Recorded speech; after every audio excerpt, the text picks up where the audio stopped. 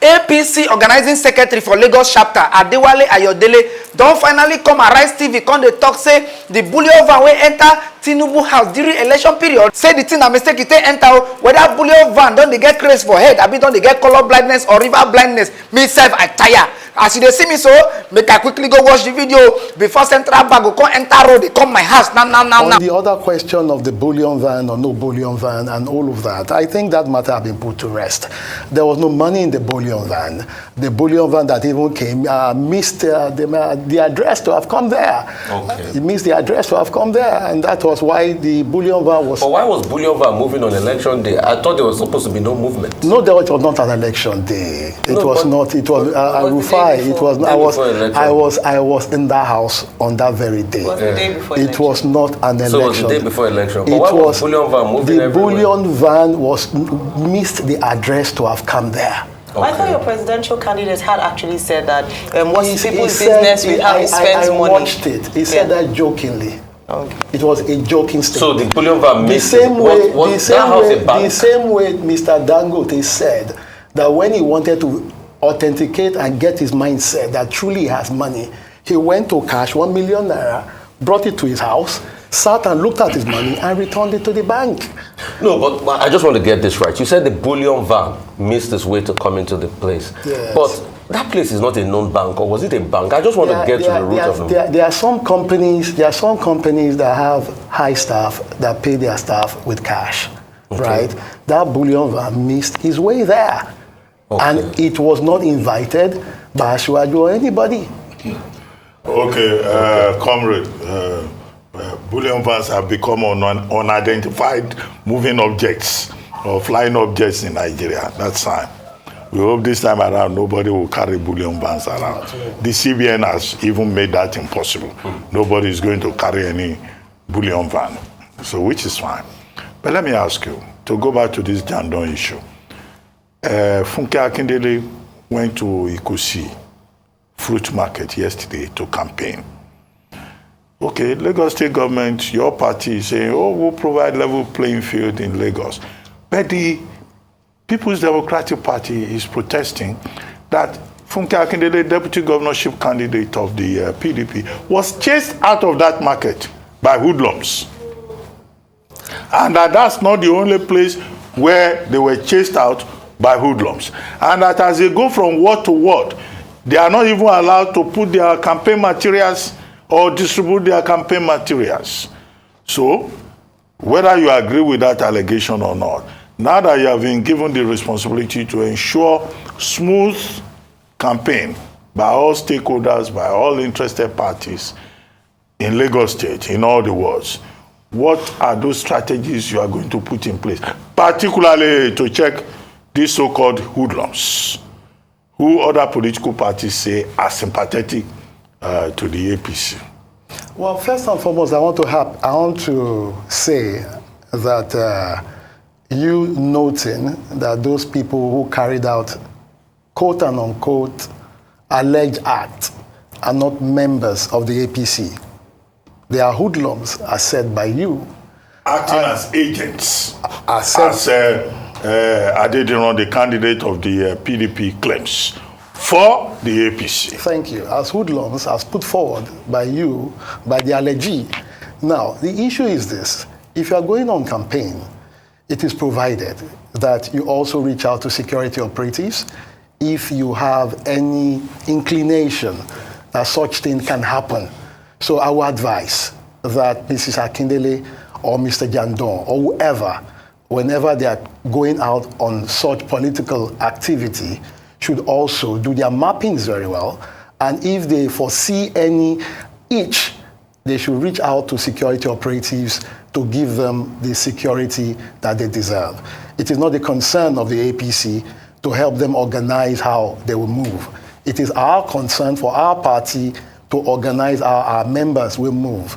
And if such thing happens, they should also move with the press and go with cameras. I've often said that, to get footages that will assist the security operative to get to the root of the matter. All right. I want to ask around posters in Lagos State put up on government buildings. So some have accused your party being the ruling party in Lagos State, of campaigning in structures that belong to the government and not, it belongs to the public. How would you respond to that? So, for instance, the Oshodi bus terminal in some local government areas and the likes. Should you be campaigning in what is accessible to all Lagosians and not a private property? Well, this cut across all parties, all players. I'm speaking to the APC now. Yeah, it cut across all parties, all players. APC alone have not done that. And Does it make you right? And like you have said, it's a public property, not a private property. It's even easy for you to put your posters on public property, knowing fully well that the government will come to take it out at their own expense, and don't put it on private property, whereby the private person will have to burn the expenses of either repainting their wall or taking it off. But again, we are moving on to a state whereby we'll be able to conform and confine ourselves to some certain spots where these things can be put out. But again, if we go ahead and say XYZ cannot do this, the same you will say that, according to the information given to you, that we have prevented them from carrying out their civic responsibility to put out their information. But such thing will be corrected in future. Okay. So I'll have to go back to the poster and outdoor before you also, by chance tell us the plans you have, for this new position. Can I have a glass of water? Yes, please. We'll get you a glass of water. And congratulations on your new position, I should say. I've not said that to you. And Happy New Year to you, my brother. Happy New Year to you too. Yes. So real quickly, the airport, you said you only saw posters around. They said most of those things were owned by FAN. That's what I just been made to understand. That what they're talking about is the billboards within the states that LASA has, convention over. And secondly, concerning this bullion van issue, there was a story, in case you can go and read it, in the Cable in 2019, February 23rd, 2019, that talked about your presidential candidate actually owning up to it and saying, yeah, it is my, that have I worked in government before? Have I stolen anybody's money? No. That if a bullion, because I'm responding to the fact that you said that the bullion van missed road, which a lot of people look and say, how can a bullion van miss road like that? We don't know GPS or anything. But he alluded and said, it is my money. And I'm going to even quote what he said here, where he was talking about the fact that, excuse me, I don't represent any agency of government. I have money to spend. If I have money, if I like, I can give it to people free of charge, as long as not to buy votes. So who are those watching my house and looking at bullion van? They must be mischief makers and all of that. So just to tackle the argument that you made that the bullion van missed road, he acknowledged it. He said, it's my money. I can do anything with it. And it's his money. So there's no scrutiny on him because it's his money, but the scrutiny is he might be for vote buying. What do you say about that? Now, my response to you, which I had already done before, is that statement was made jokingly. Reporters met with him. I was there. I was standing not too far. Met with him, and there were a lot of accusations. If you know Ashwadi very well, he loved to crack jokes and crack people up most times. And he said that statement. Not that he owns it. And all of that. We've seen pizza delivery van miss their road. We've seen high equipment van miss their road. We've even seen heavy military equipment. There was one that missed his road into Nigeria once. That the Nigerian government had to seize that armor tank and all of that. People commit human error. It was an human error by the people that were coming. And I've told you that it was a misidentity of address. Okay. Your plans now for the directorate?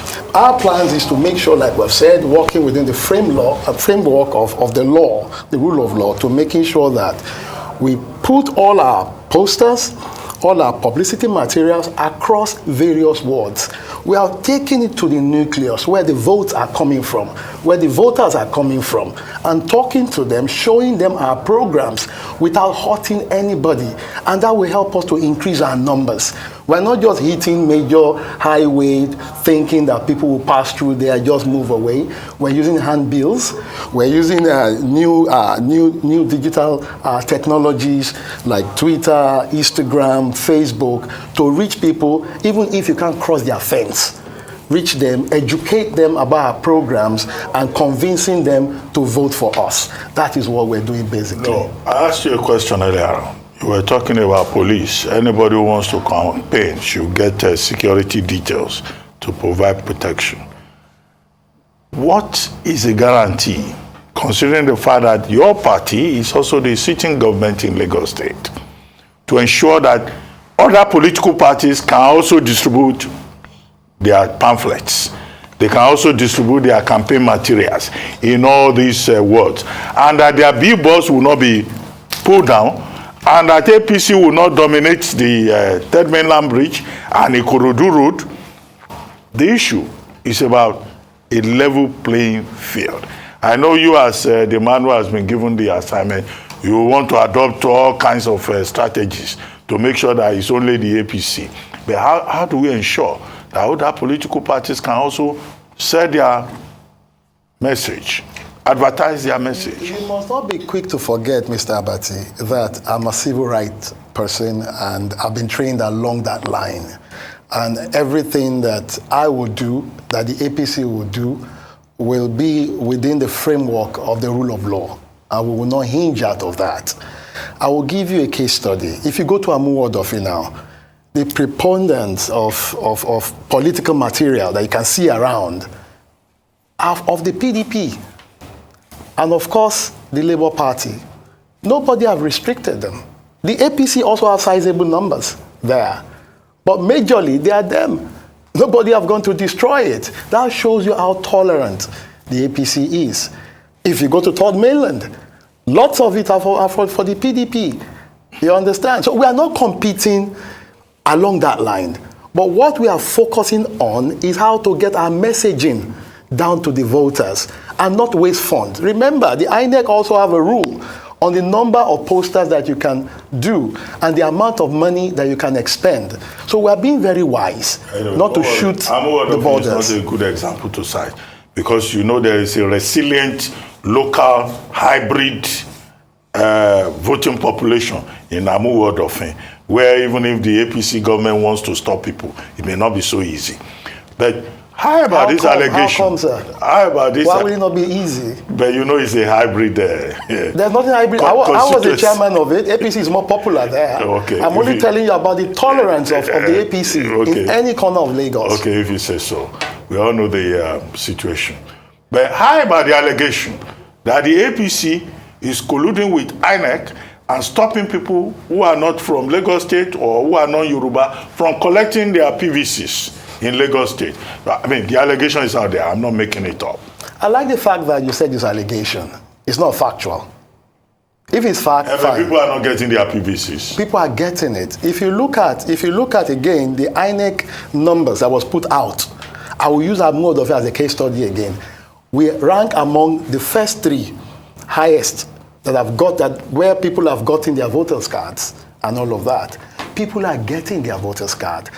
The problem is INEC have fewer numbers of staff, right? And when you have a lot of people besieging that point at the same time, definitely the INEC people will have to do their thing methodically, and of course they have a set time for them to operate within that day. But we still have a window where people can go and collect their cards. And INEC have assured us that they will deploy more staff to carry out that sundry matter. Yeah. I mean, just to buttress the point that Dr. Bati mentioned, someone had sent me her experience in Aja, you know, when her name is obviously not Yoruba. So what she had mentioned is that when they go there, they tell them to come back and keep coming back because they're not registered in that area. I should think this should be of concern to your party, because beyond it being, this person could very well be supporting your party on election day. So what are moves by your party to ensure that Lagosians, at least in this case, get their PVCs, the support that you're willing to provide to INEC to ensure that Lagosians are not disenfranchised at the next elections? You must understand that the APC does not control INEC. The APC does not have staff in INEC. The APC is also, in the next election. we have the So you interest, can't but speak we to INEC. don't control INEC. INEC controls itself. Yes. So we are competing just like other parties to telling people to go and collect their PVCs. We can't do more than that. I understand that. So the question I'm asking is that, is there anything, because you should be concerned, That is- and at that level, I'm sure you have engagement with INEC. I'm not saying you should then go in and put your staff in there. Obviously, that's INEC's responsibility. But is that not a concern to your party, and what are they doing to engage with INEC to ensure that, at least in your state, in this state, they are able to get their PVCs? Well, we cannot engage with INEC to do their matter. Once again, taking it from your last submission, the best we can do is use mass media like yourself. You just showed a clip of our campaign material. I watched it and all of that, to talk to people, go and get your PVC. Today I've spoken to a lot of people. That's why my voice is cracked and I was asking for water. And we are using the radio and other, streams to talk to people to go and get their PVCs. You see, there is this saying that early to wake, early to rise, if I'm very correct. Okay. I made it a mandamus for me to go to INEC at the initial time when the process started, because I knew that the crowd will not be much. A lot of people did not take that advantage. They went for the rush hour. And of course, during rush hour, you are going to have traffic. So what you have now is traffic of people trying to move into a tiny space in order to get their PVC out. So we will collectively talk to INEC. If INEC can still elongate the time a bit, or if INEC can work 24 hours. But again, I've often said this, even before I got this position or whatever position, that voters' registration should not be a seasonal thing. It should be an everyday thing. And the best gift you can give to any youth when they clock 18 is their voter's card. So INEC should move away from this seasonal activity. No, but it's not seasonal. It is seasonal. After these elections, continuous voter registration starts again. Well, maybe they are just doing that, but it is seasonal. Because what is done in higher climb, you can go to INEC office just as you go to your bank to collect your ATM card, even if you misplace it. Okay. Just fill the form, they will give you another one, and that is where we should move to.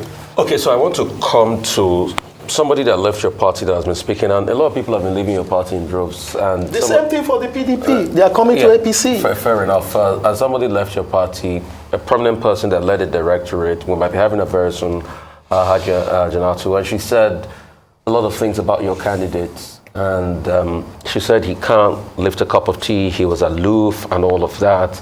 What you're close to your candidates.